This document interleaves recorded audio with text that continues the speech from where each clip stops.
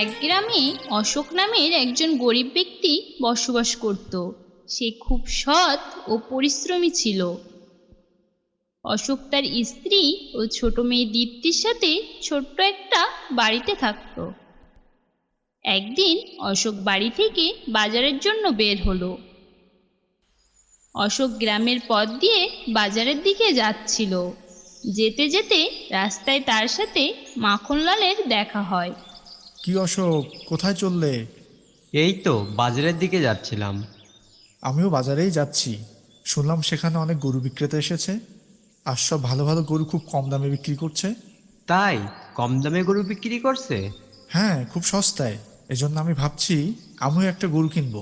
আচ্ছা চলুন গিয়ে দেখি। হ্যাঁ হ্যাঁ, চলো চলো। মাখনলাল ও অশোক দুজনে একসাথে বাজারের দিকে চলল। তারা বাজারে গিয়ে দেখলো সেখানে অনেক গরু লাইনে দাঁড়িয়ে আছে, আর সেখানে অনেক লোকের ভিড় লেগেছিল। মাখনলাল ও অশোক দুইজনই সেই গরুওয়ালার কাছে যায়, আর তারা দুজনে গরু দেখতে লাগে। আরে ভাই, কত টাকায় দিচ্ছ গরু? সাহেব, মাত্র 5,000 টাকায়। খুব সস্তা তো। সাহেব, এত কম দামে গরু আর কোথাও পাবেন না। সব মোটা তাজা আর স্বাস্থ্যবান। আচ্ছা ঠিক আছে, আপনি আমাকে একটি ভালো গরু দিন তো। মাখনলাল ভালো দেখে একটা গরু কিনে নিল, আর সে অশোককে একটা গরু কিনতে বলে। কিন্তু অশোকের কাছে অত টাকা ছিল না, তার কাছে শুধু 3,000 টাকা ছিল। তুমিও একটা গরু কিনে নাও, খুব সস্তায় দিচ্ছে তো। আমি কিনবো, কিন্তু এখন তো আমার কাছে এত টাকা নেই। আমার কাছে মাত্র 3,000 টাকা আছে। আমি তোমাকে 2,000 টাকা ধার দিচ্ছি, তুমি আমাকে পরে দিয়ে দিও। আচ্ছা ঠিক আছে। মাখনলাল অশোককে 2,000 টাকা ধার দেয়, আর অশোকও একটা গরু কিনে নেয়। গরুটি খুব সুন্দর আর স্বাস্থ্যবান ছিল, আর তার গলায় একটা সুন্দর ঘণ্টাও ছিল।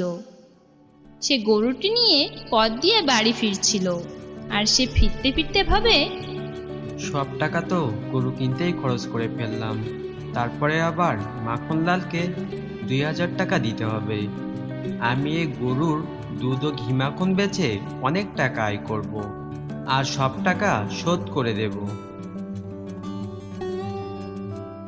সে এইসব ভাবতে ভাবতে বাড়ি চলে আসে, আর সে বাড়ি এসে তার স্ত্রীকে বাইরে ডাকে। এই যে শুনছো, বাইরে আসো। তার ডাক শুনে তার স্ত্রী বাইরে আসে, আর গরুটাকে দেখে বলে, এটা তুমি কোথা থেকে নিয়ে আসলে, আর এত টাকা তুমি কোথায় পেলে? আরে তুমি ওসব বাদ দাও, আমরা এই গরুর দুধ ও ঘি মাখন বিক্রি করে অনেক টাকা আয় করব। আমি তোমাকে বাজার থেকে চাল ও সবজি আনতে বলেছিলাম, তুমি তা না করে এই ফালতু গরু কিনে এনেছো। তার স্ত্রী এমনটা বলে রাগ করে ঘরের মধ্যে চলে যায়। অশোক বেচারা উদাস হয়ে গরুটি দেখতে লাগলো। তখন তার ছোট্ট মেয়েটি ঘর থেকে বাইরে এসে বলে, বাবা, তুমি আমার জন্য বাজার থেকে খাবার নিয়ে আসোনি? এটা বলে সে গরুটির গলায় বাঁধা ঘণ্টাটা বাজায়, আর সেখান থেকে চলে যেতে লাগে। কিন্তু যখনই ঘণ্টা বাজে, তখন গরুটির সামনে আশ্চর্যজনকভাবে একটি আলোর রোশনি আসে, আর হঠাৎ করে সেখানে অনেক প্রকার খাবার চলে আসে। এটা দেখে অশোক ও তার মেয়ে অবাক হয়ে যায়, আর তার মেয়ে খুশিতে খাবারগুলো নিয়ে সেখান থেকে চলে যায়। তখন অশোক ভাবে, এটা কিভাবে হলো? তাহলে আমার গরুর গলার ঘন্টাটা কি জাদুর ঘন্টা? সে গরুটির কাছে যায়, আর তার গায়ে হাত বুলাতে বুলাতে তার ঘণ্টাটা বাজিয়ে বলে, আমার চাল ও সবজি চাই। অশোক যখনই এমনটি বলে, সেখানে আবার আলো রোশনি চমকাতে থাকে, আর চাল ও সবজি চলে আসে। অশোক এটা দেখে মহা খুশি হয়ে যায়, আর সে তার স্ত্রীকে ডেকে বলে, এই যে শুনছো, তাড়াতাড়ি একটু বাইরে আসো। তার স্ত্রী বাইরে আসার সাথে সাথে সে তার স্ত্রীর হাতে সবজির ঝুড়িটা তুলে দেয়, আর তার জাদুর গরুর ব্যাপারে বলতে লাগে। তার স্ত্রী ভীষণ খুশি হয়ে যায়, গরুটির কাছে যায়, আর তার গায়ে হাত বুলাতে বুলাতে তার ঘণ্টাটা বাজিয়ে বলে, আমার অনেক টাকা চাই, আমাকে অনেক টাকা দাও। কিন্তু সেখানে কিছুই আসে না। তখন সবাই চিন্তা করতে লাগে। তখন অশোক বুঝতে পারে যে টাকা পাওয়া যাবে না। এ গরু আমাদের প্রয়োজনীয় জিনিসের চাহিদা পূরণ করবে। তুমি টাকা বাদ দিয়ে তোমার প্রয়োজনীয় জিনিস চাও। তারপর থেকে তাদের যখনই কোনো কিছুর প্রয়োজন হতো তখন তারা তাদের গরুর থেকে চেয়ে নিত। এভাবে দেখতে দেখতে তাদের সব অভাব দূর হয়ে যায় আর তারা খুব ভালোভাবে জীবন কাটাতে লাগে। এ খবর আস্তে আস্তে গ্রামের সবাই জেনে যায় আর অশোকের হঠাৎ করে বড়লোক হয়ে ওঠায় সবাই হিংসা করতে লাগে। আরে ভাই, অশোক এমন কি দান মারলো যে সে হঠাৎ করে এত বড়লোক হয়ে গেল? জানি না ভাই, ও কোনো গুপ্তধন পায়নি তো? আরে না ভাই, আমি শুনেছি এসব কিছু ওর এই গরুটা আসার পর থেকেই শুরু হয়েছে। হ্যাঁ ভাই, এটা অবশ্যই ওই গরুরই কোনো চমৎকার হবে। ওই গরুতেই কোনো কিছু আছে। তাদের এসব কথা মাখনলাল সামনে দাঁড়িয়ে শুনছিল আর তার অশোকের উপরে হিংসে হতে লাগলো। এই অশোক এত গরিব ছিল আর এখন আমার থেকেও বড়লোক হয়ে যাচ্ছে। এটা অবশ্যই ওর ওই গরুর কোনো কাজ হবে। আমাকে যেভাবেই হোক ওর ওই গরু নিয়ে নিতে হবে। আর এটা বলে মাখনলাল সেখান থেকে চলে যায়। একদিন অশোক তার গরুটিকে নিয়ে মাঠে ঘাস খাওয়াচ্ছিল। এমন সময় মাখনলাল ও তার চেলা কালু সেখানে পৌঁছায় আর তারা গাছের আড়াল থেকে দেখতে লাগে। তারপরে মাখনলাল কালুকে ইশারা করে। কালু অশোকের কাছে যায় আর বলে, আরে অশোক, তোমার বাড়িতে আগুন লেগে গেছে, তুমি শিগগিরই বাড়ি যাও। হঠাৎ করে এমন কথা শুনে সে ঘাবড়ে যায়। হ্যাঁ, আমি এখনই যাচ্ছি, কিন্তু আমার এই গরু। আরে তুমি ওকে ছাড়ো, ওকে আমি দেখছি, তুমি তাড়াতাড়ি বাড়ি যাও। অশোক দৌড়াতে দৌড়াতে বাড়ির দিকে যায় আর এদিকে অশোকের যাওয়ার সাথে সাথে মাখনলাল গরুটির কাছে যায় আর তারা দুজনে সেখান থেকে গরুটি চুরি করে নিয়ে যায়। আর এদিকে অশোক বাড়ি পৌঁছে দেখে সবকিছু ঠিকঠাক আছে।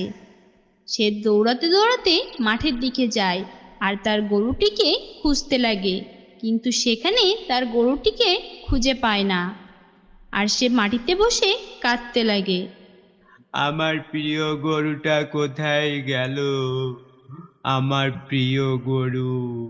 অশোক ও তার স্ত্রী সারা জায়গা ভালো করে খুঁজে দেখে, কিন্তু তার গরুটিকে কোথাও খুঁজে পায় না।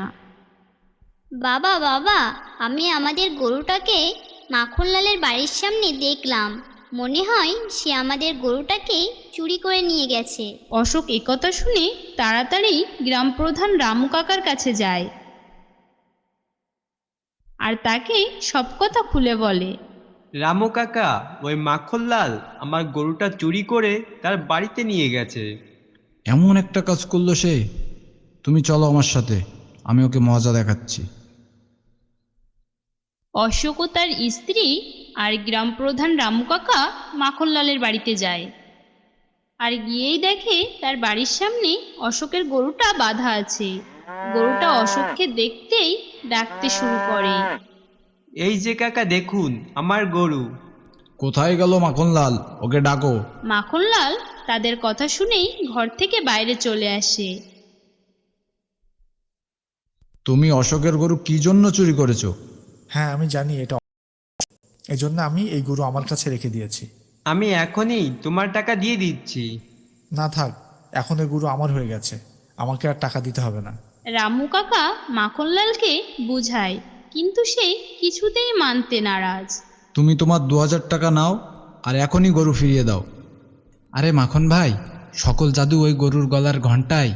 আপনি টাকার পরিবর্তে ওই ঘণ্টা চেয়ে নিন। মাখনলাল ভেবেচিন্তে বলে, রামু কাকা, আমি 2000 টাকার পরিবর্তে গরুর গলার ওই ঘন্টাটা চাই।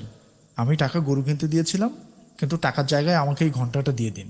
না না, আমি এ ঘন্টা দেব না। দেখো অশোক, আমি শুধু তোমার কথা শুনতে পারবো না, আমাকে মাখনলালের কথাও শুনতে হবে। তুমি টাকা ফেরত দিতে দেরি করেছো, তাই তুমি মাখনলালকে ঘণ্টাটা দিয়ে দাও আর গরুটা নিয়ে বাড়ি চলে যাও।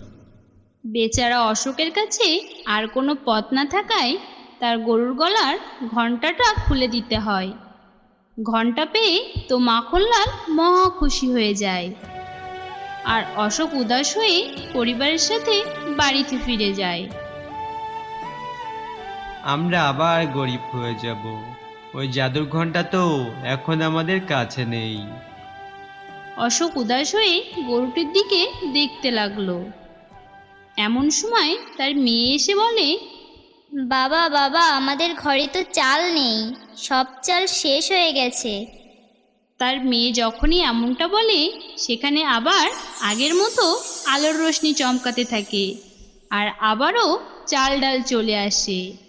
এটা দেখে তো অশোক অবাক হয়ে যায়। ও আচ্ছা, তাহলে এই জাদু আমার প্রিয় গরুর। ওই ঘন্টা তো তাহলে কোনো কাজেরই না। আর এদিকে মাখনলাল ঘন্টা বাজাতে থাকে আর বলতে থাকে, টাকা চলে আয়, গহনা চলে আয়, তাড়াতাড়ি অনেক সুস্বাদু খাবার চলে আয়। কিন্তু সেখানে কিছুই আসে না। রাগে মাখনলাল বারবার ঘন্টাটি বাজাতে থাকে। এই ঘন্টা তো কাজেরই না, ফালতু আমার 2000 টাকা জলে গেল। এর থেকে ভালো হতো